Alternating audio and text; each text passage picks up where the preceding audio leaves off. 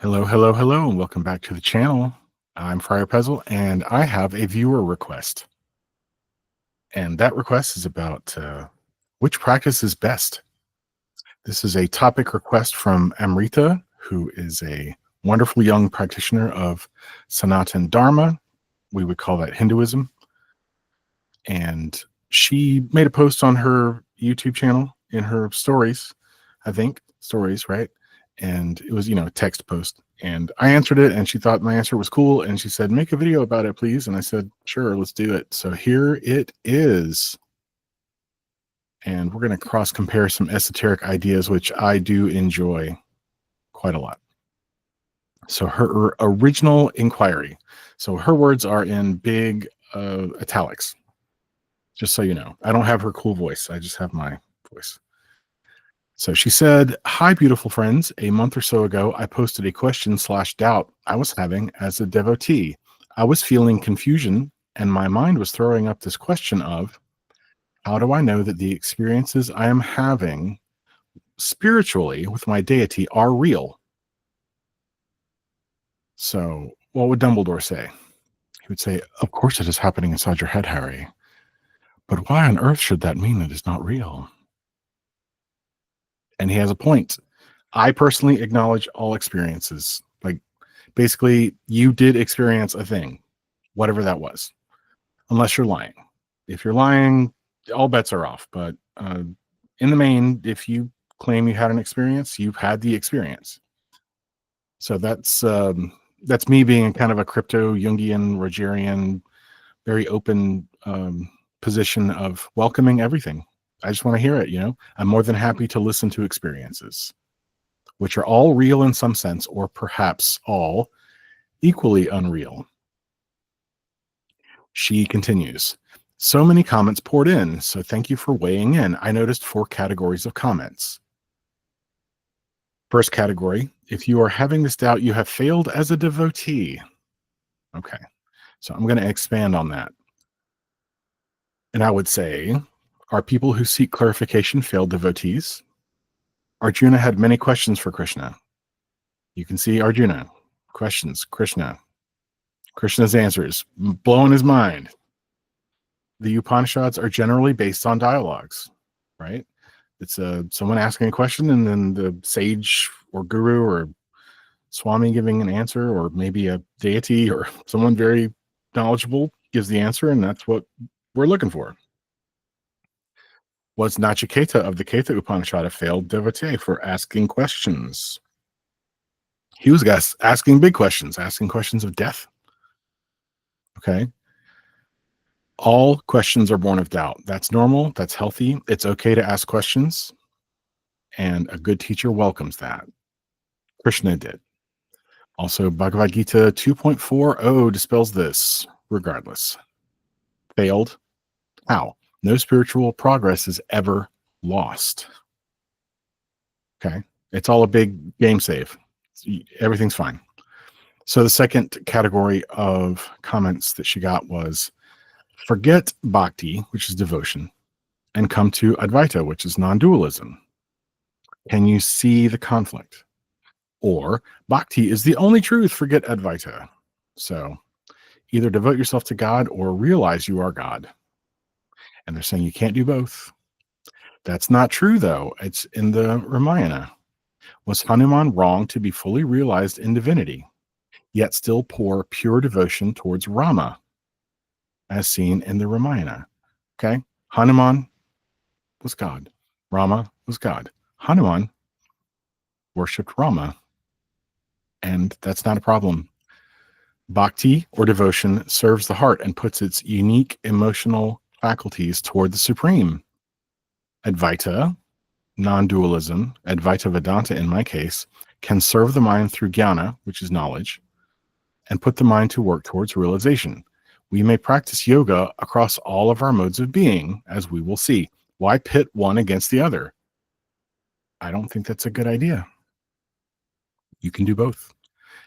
So third category of answers, sit with it. This is normal. Just allow. You'll be led further into your own truth. I think this is the best answer. This is the best comments. Adi Shankaracharya probably agrees. He's chilling by the Ganga, I imagine, in the Himalayas. So yeah, that's a sit with it. It's fine. It's okay. Mwah ha ha ha. You're confused. Convert. This is the worst answer. And she continues, I align most with category 3. We need to stop viewing the spiritual journey in such a binary way. You either succeed or you fail. You're either bhakti or you are advaita. There is space for everything to exist because you are everything and everything is you. Indeed. Where do I stand on this now? I don't fully know yet, but I feel charged with strong, powerful bhakti while also loving my weekly Advaita classes. All of it can coexist and does. Thoughts? Okay, so this is what I posted to her story. My original reply. I see it like this. What are the parts of you? The apparent you, not the true self. Okay, the ego, if you will. Body, mind, emotions, and will, in Western esoteric terms. We can use spiritual practices to attend to each of these parts. Karma yoga as we take bodily actions. Jnana yoga, in my case, Advaita Vedanta, attends to the mind. Bhakti yoga, Krishna, for me, attending to Krishna, having a relationship with Krishna, attends to the emotions. And Raja yoga attends to the will. All are yoga, all are union, and all tie these parts of my apparent self to the true self. And of course, I left a bunch of goofy emoticons my inner 13-year-old would do, because that's who I am. So, what was I really driving at here? Let's break it all out. Lucky you. So, we're going to attend to the 4 yogas here. But we're going to look at this pentagram. Before me flames the pentagram. Super spooky. Oh no. Oh no. The pentagram, aka the devil's snare. Just ask Hermione about that. It's lots of fun. These are the parts of you. This is you. This is the pentagram, an esoteric selfie. Okay, this is your body. This is your will. This is your emotions. This is your mind. This is also very important. But these are the 4 elements. Okay. The pentagram can be used as a self-portrait, a handy way of showing parts of self as sub-bodies, right? This is the yellow self. This is the green self. This is the red self. This is the blue self. My clients know exactly what I'm talking about right now. Don't you? Swami Vivekananda pictured, the great lion of Advaita Vedanta in the Ramakrishna order gave us instruction on the 4 yogas. Wonderful ways to spiritualize all these parts of self. He has written a book for each as it happens, and let's look at them. Let's look at the way he attends to the different parts of self, or how you can take the different parts of self and put them to work in the great work of self-transformation or realization. Karma yoga, the yoga of action. So this is the earth element, right? This is your body, and there's lots of different esoteric ways to talk about it, all kinds of stuff. I'm not going to name them all right? So as a subdivision of self, earth is your body and what you do with it, if it is willing.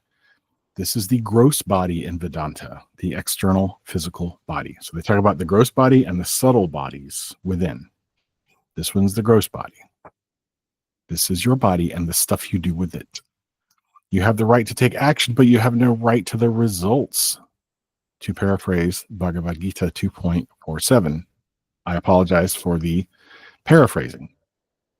You have the right to take action, but you have no right to the results.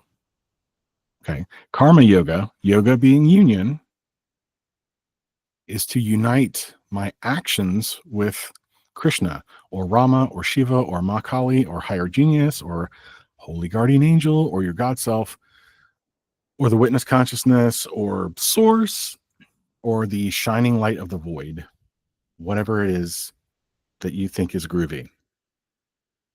Unite your actions with deity by taking right action and offering those results of the actions as a gift to deity to whom it belongs. Because remember, you have the right to take action, but you have no right to the results. So you give the results to whom they belong.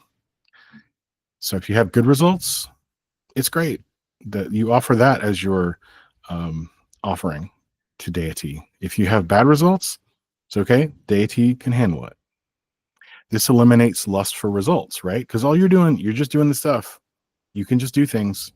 That's been my mantra all day today. You can just do things. This eliminates lust for results, my magic-y friends.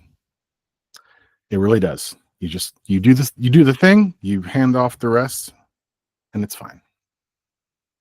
You can spiritualize your every action, even and especially the otherwise mundane and annoying tasks of everyday life. You can mentally give the results of that to the deity of your choice. You are taming the body and putting it to the greater purpose. This also dissolves karma, a huge benefit. Ooh, now who doesn't want to burn up some karma? This is how you do it. Okay, I have a link to the rationale. All right. So Swami Sarvapriyananda speaks to this in a very short video. This is a very short video, 4 minutes. 4 minutes. A record. All right, next body. The air body, your yellow body, clients. Jnana Yoga, the yoga of knowledge. Union with the divine using knowledge. The air element pertains to the mind. Okay, this is where stuff is made in a Kybalion, the all is mind, the universe is mental kind of a way. This is a subtle body in Vedanta, an internal part. You had the gross body was earth. This is a subtle body, a subtle body. We have a few to go. For most, the mind is just an untamed tool with a will of its own, busy making a hell out of heaven. Bhagavad Gita 6.5, elevate yourself through the power of your mind and not degrade yourself. For the mind can be the friend and also the enemy of the self, says Sri Krishna. Okay. What do you put your mind toward? Jnana Yoga, the path of knowledge, gives you something better to do than catastrophizing, ruminating endlessly, and needlessly populating your universe with phantoms like you do. Worries, anxieties, what ifs, worst case scenarios. Don't do that with your mind. That makes your mind your enemy. Bad idea.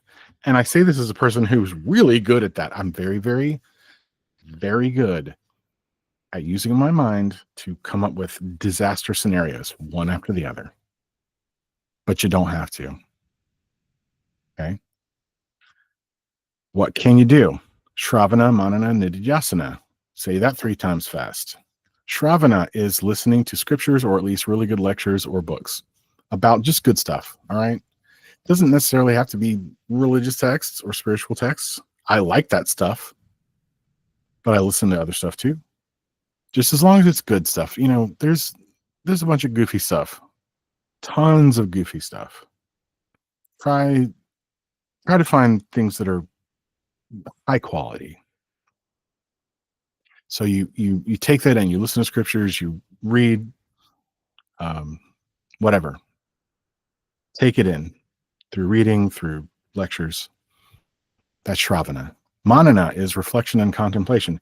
You now think about what was said. You rolled over in your mind. You probably come up with questions. And again, as we've seen, that's okay. You can ask questions. You can hunt for answers. It's good. That's Manana.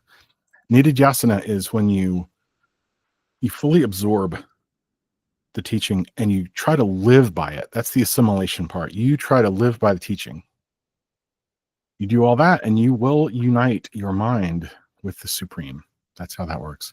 Swami Sarvapriyananda explaining it in his usual long form way, Jnana Yoga, the path of knowledge. I think this one's about 2 hours, but it's good. I love Sarvapriyananda stuff. Love it. All right, Bhakti Yoga, the yoga of devotion. Devotion. Emotional. right? The water element pertains to emotions. Makes sense. This is the primary receiver. This is yin, if you will. You can think of this as a feminine principle, right? Your feminine principle, your receiving principle. That's all it has to be.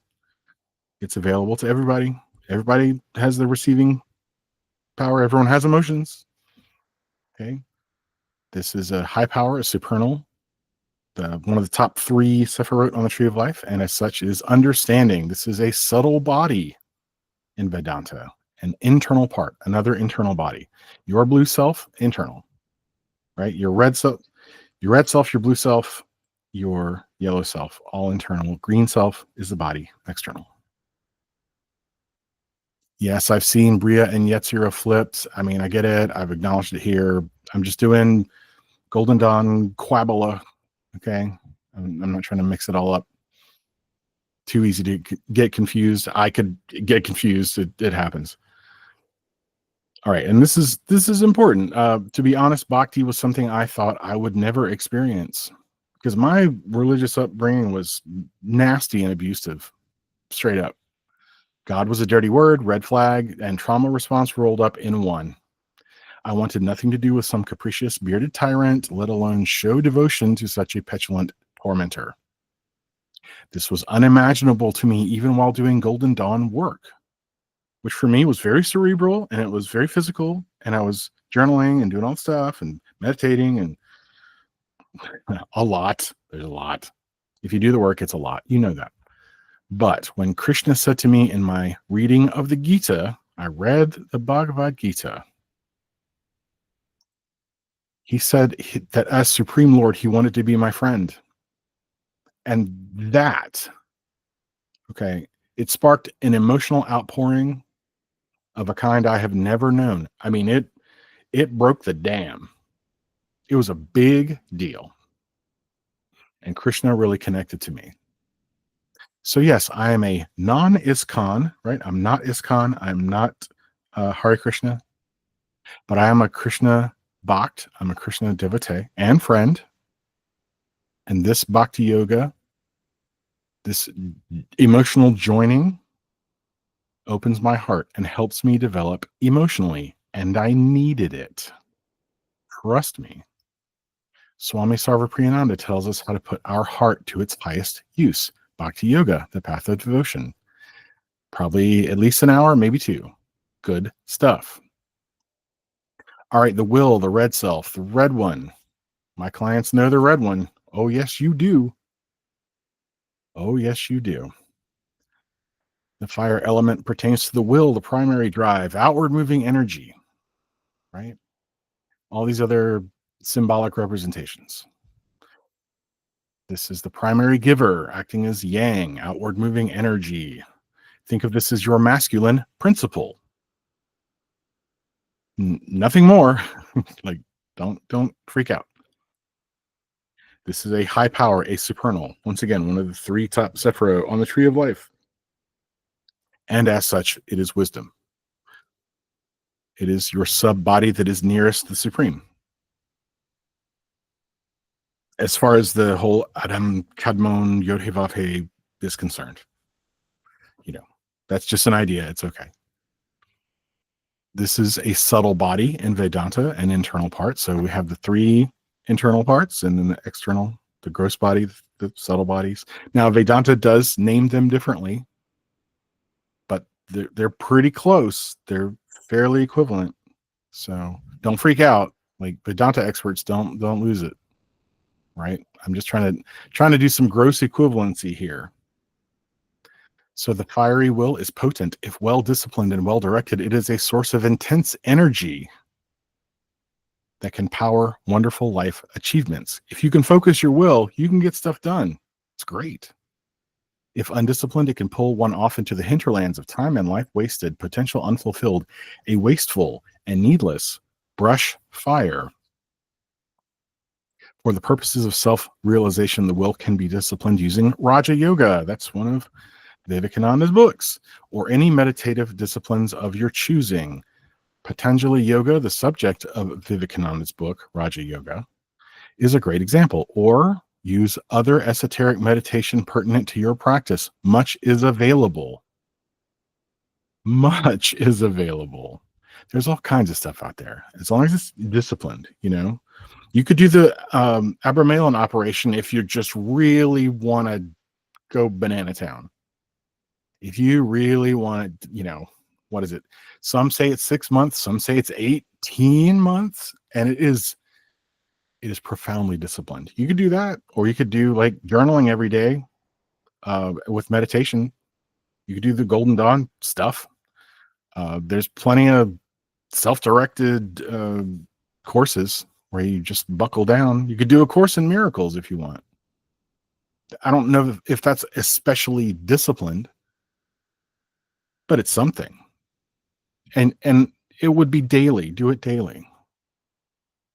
A strong, steady, disciplined will is vital for stabilized wisdom once the supreme is attained. If you have that experience and you have conditioned your vessel beforehand to maintain the experience, you will be very happy. If you have not, then that experience will kind of come and go.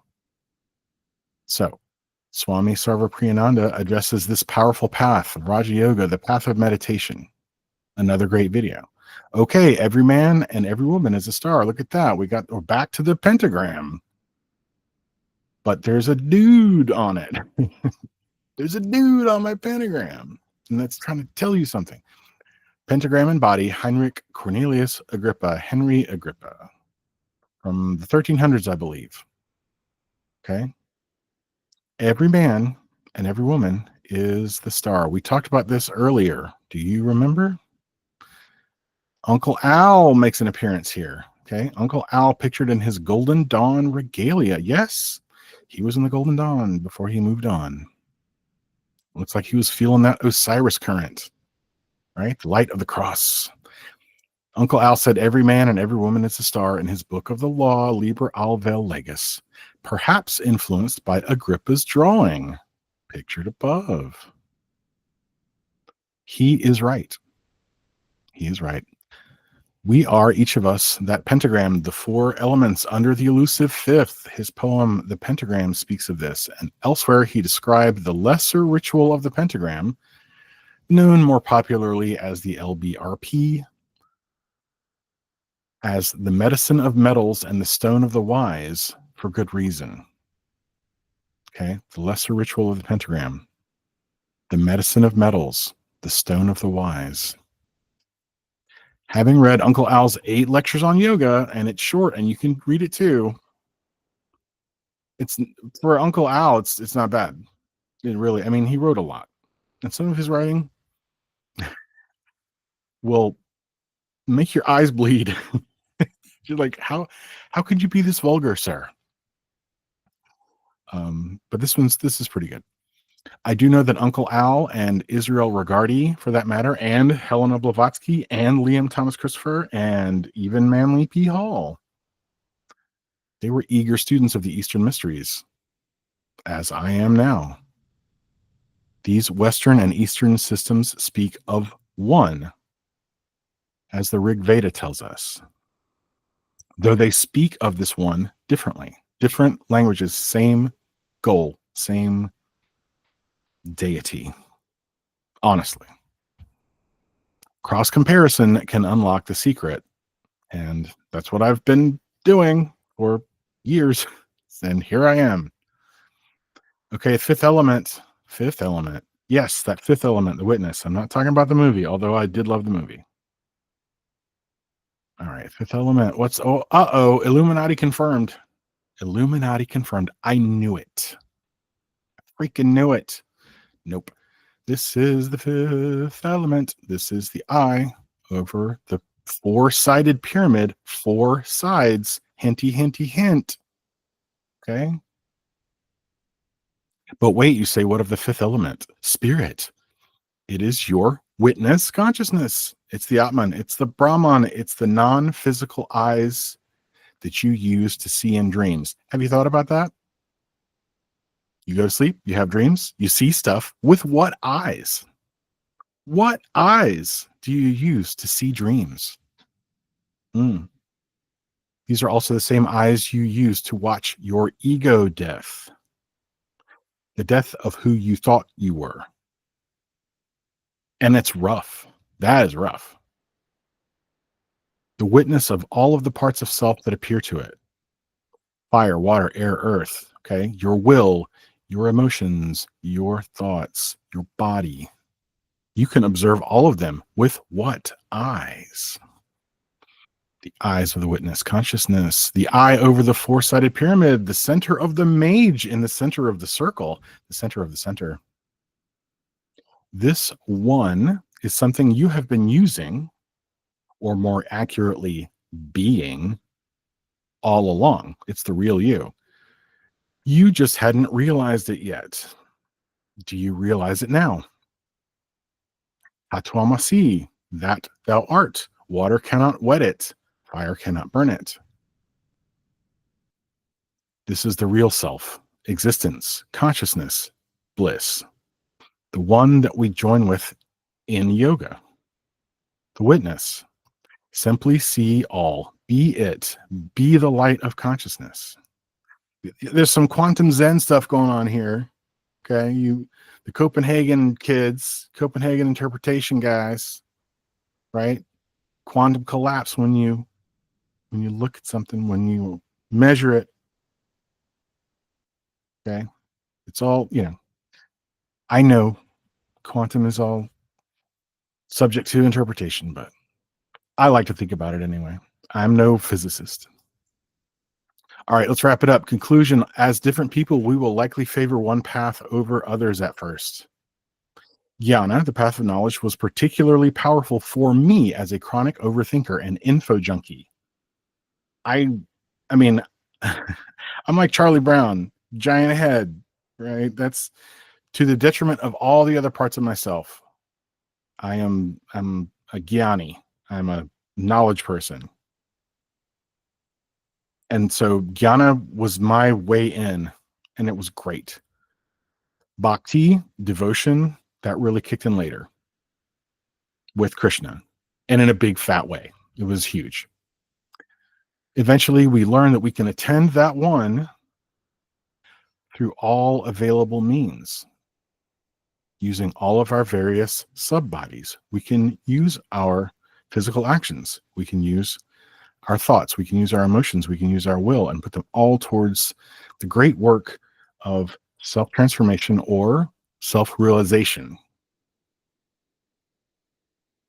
You can use all four yogas for those purposes. Amrita, you don't have to choose one or the other. You just don't. You can do it all, and it's okay. All right. I will let the wonderful Pravrajika Divyananda Prana wrap it up here. You can clicky on her video, Synthesis of Yogas. It's saying much the same, not exactly the same, because she's much better with the Eastern terminology and methodology than I am. I understand the Western side of it better. She'll show you the Eastern side of it, but given the structure that I just showed you, I think you would understand it. It's a 20-minute video. It's cake. She's great. She's super nice. I recommend you watch it. So yeah, you'll have to go to my blog to click on these things. Oh no. Oh no, I'll have to go to the blog to watch a video. Or you can just look it up on her YouTube channel, which is Vivekavani. And it's got this symbol. So you could look it up. Thank you. Thank you, Amrita. Thank you, everyone. I appreciate your participation and your time and your attention. I really do. It was great. I would love for you to, I'm going to do the YouTuber thing, right? Like, share, and subscribe, blah, blah, blah. 58% of my viewers aren't subscribed or whatever. I don't, oh no. But I will say this. I have noticed that there's a lot of videos that people watch, but they don't click the like button. Maybe they forget, which is fine. But if not my video, just try to remember, click the like on your way out. It helps. It helps your favorite creators. It really does. You could go to friarpuzzle.wordpress.com and you can see all my stuff. You can see the blog. You could read all kinds of words on your TV. You can see my services. I do have services.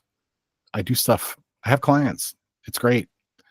So maybe you like the idea of being a client, and that would be super duper. So anywho, thank you so much. I super duper appreciate it. I really do. I really love my viewers.